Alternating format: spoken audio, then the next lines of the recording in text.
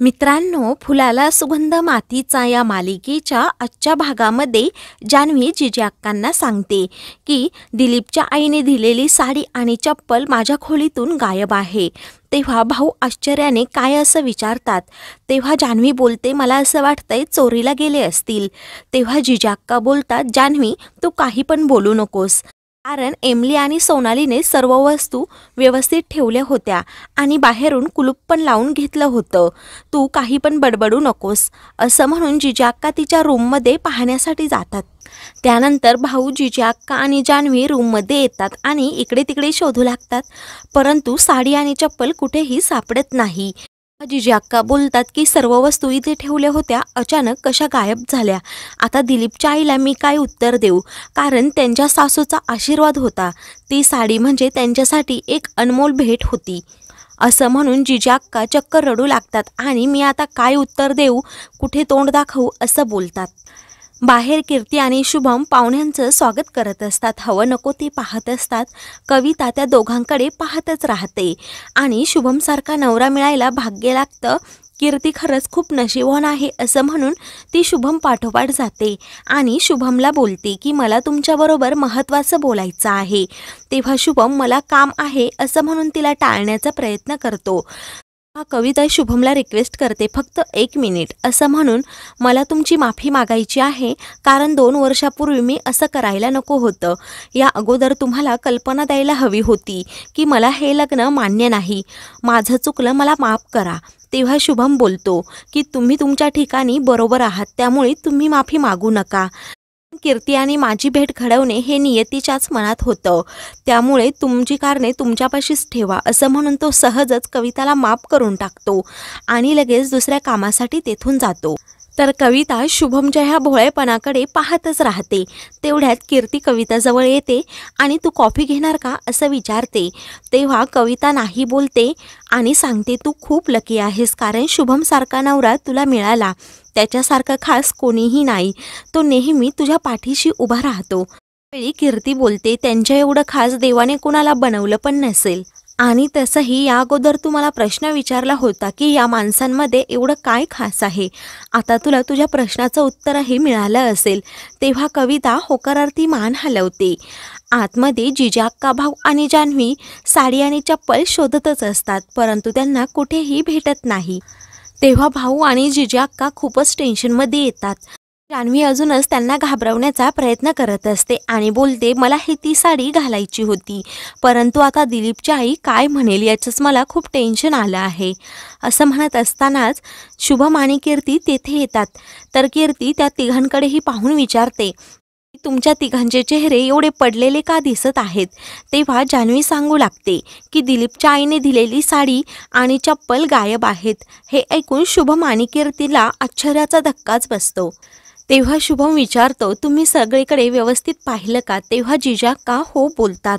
तर कीर्ती विचार करू लागते आणि सर्वांना सांगते, काही झालं तरी ती साडी आपल्याला शोधावीच लागेल, कारण दागिन्यांना हात न लावता अगोदर साडी चोरली, यामागे नक्की काहीतरी कारण असेल। ती सांगते की जान्हवीच्या सासूच्या भावना त्या साडीशी जोडल्या आहेत। तर जान्हवी मुद्दामच रडू लागते आणि बोलते की मला माझ्या सासूबाईंची इच्छा आता पूर्ण करता येणारच नाही। तेव्हा कीर्ती बोलते, ती साडी खूप मौल्यवान आहे, कारण ती चकचकीत चप्पल तर कोणीही घेऊ शकतं, परंतु त्या साडीचं मोल कुणाला समजलं असेल। तर जान्हवी चोरूनच कीर्तीकडे पाहत असते। तेव्हा जिजी अक्का सांगतात, या घरात चकचकीत वस्तू कोणाला आवडतात हे माझ्या लक्षात आलं आहे।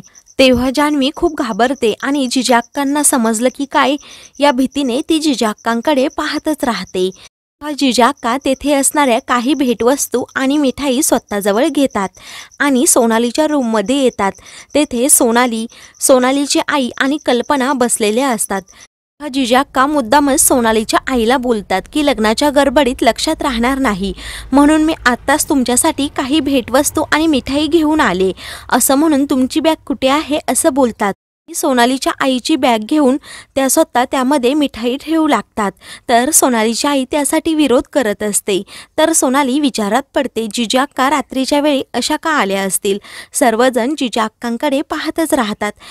त्यानंतर एक एक साडी जिजाक्का बाहेर काढत असतात. एका साडीमध्ये जान्हवीची चप्पल सोनालीच्या आईने गुंडाळून ठेवलेली असते.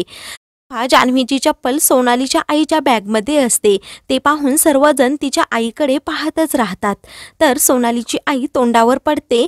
ती स्वतःचा चेहरा लपवण्याचा प्रयत्न करते. तर जान्हवी लगेच तिच्या चपला हातात घेते. अखेर ती सोनालीच्या आईला जाब विचारू लागते. तेव्हा सोनालीची आई पलटी खाते आणि बोलते की मी ही चप्पल घेतलीच नाही. असं करायचं का? तुम्ही अगोदर पाहुण्यांना लग्नासाठी बोलवायचं आणि त्यांच्यावरच आरोप करायचे. तेव्हा घरातील सर्वजण शांत बसतात. सर्वांना वाटतं की सोनालीच्या आईने चप्पलच घेतली नाही. तर सोनाली तिच्या आईवर खूपच चिडते. तर जान्हवी सोनालीवर आरोप करते आणि तूच माझी चप्पल चोरली असेल असं तिला बोलते. तेव्हा सोनाली तळमळीने सांगत असते की मी चप्पल घेतलीच नाही. तेव्हा सर्वांना खूप मोठा प्रश्न पडतो. त्यानंतर जिजाक्का बोलतात त्या चपलेचं राहू द्यात, परंतु ती साडी तरी द्या. ती साडी आमच्यासाठी खूपच मौल्यवान आहे. तेव्हा सोनालीची आई पटकनच बोलून जाते, मी साडी घेतली नाही, मी तर फक्त चपला घेतल्या होत्या. हे सत्य बाहेर आल्यावर सर्वजण तिच्याकडे पाहतच राहतात की चपलांची चोरी सोनालीच्या आईनेच केली होती. सोनालीला तिच्या आईचा खूपच राग येतो. सोनाली रागातच तिच्याकडे पाहत राहते. तर कीर्ती त्यांना जाब विचारते, चप्पल तुम्ही चोरली म्हटल्यावर साडी पण तुम्हीच चोरली असणार. तेव्हा सोनालीची आई नाही बोलते. तेव्हा सोनाली तिच्या आईला बोलत असते, आई जर तू चप्पल घेतली असेल तर पुन्हा देऊन टाक, कारण तू काय पाहुणी आहे, तू इथून निघून जाशील, परंतु मला आयुष्यभर याच घरात राहायचं आहे. सोनालीची आई कल्पनेची शपथ घेते आणि ती साडी विकायला गेलं तर कोणी 100 रुपये पण देणार नाही. मग मी ती जुनाट साडी का घेऊ? तेव्हा जिजाक्का खूपच टेन्शनमध्ये येतात की साडी कुठे सापडायची. सोनाली कीर्तीला सांगते, जाऊबाई काहीही करून तुम्ही ती साडी शोधा, कारण हे काम तुम्हीच करू शकताय. तेव्हा सोनाली बोलते, कोणाला एवढी घाण बुद्धी सुचली असेल की ती साडी घ्यायची? ज्या कोण्या व्यक्तीने ती साडी घेतली असेल ते जिवंतपणीच नरकात जातील. हे ऐकून जान्हवी मात्र घाबरते आणि तू अशी का बोलतेस, आपण तो साडीचा विषय सोडूनच देऊ असं सर्वांना सांगते. तेव्हा जिजाक्कांना खूपच टेन्शन आलेलं असतं. जिजाक्का पार रडकुंडीला येतात की नक्की साडी कोणी चोरली असेल, कुठे गायब झाली असेल. कीर्ती जिजाक्कांना धीर देते आणि उद्यापर्यंत आपण नक्की साडी सापडू असं बोलते. जान्हवी बोलते, जिजाक्का तू एवढं टेन्शन घेऊ नको, मी दिलीपरावांच्या आईला समजावून सांगेल, आत्ताच लगेच कॉल करते. तेव्हा जिजाक्का बोलतात, तू नको करू, मी आत्ता करते असं म्हणून त्या जायला निघतात. तेवढ्यातच भाऊ जिजाक्कांना थांबवतात आणि आता खूप रात्र झाली आहे, उद्या सकाळी आपण शोधूयात आणि त्यांना पण कॉल करूयात असं सांगतात. तर जिजाक्का ठीक आहे असं बोलून तेथून जातात. तेव्हा सोनालीची आई मुद्दामच रडू लागते आणि एक चप्पल काय चोरली, मला खूप काही सुनावलं असं बोलते. तर कल्पना पुन्हा विचारते, आई खरंच तू ती साडी चोरली नाहीस ना? सोनालीची आई तिच्यावर खूपच जोरात ओरडते आणि सामान आवरायला सांगते. कल्पना लगेच शांत बसते. तेव्हा शुभम बोलतो, जिजाक्कांना खूप वाईट वाटलं आहे. कीर्ती बोलते की काहीही करून मी आज ती साडी शोधूनच काढणार, कारण जिजाक्कांच्या मनात आयुष्यभर ही गोष्ट सलत राहील. कीर्तीच्या ह्या बोलण्यावर जान्हवीला खूपच टेन्शन येतं. तिला वाटतं की आता कीर्ती वहिनी माझी चोरी नक्कीच पकडणार.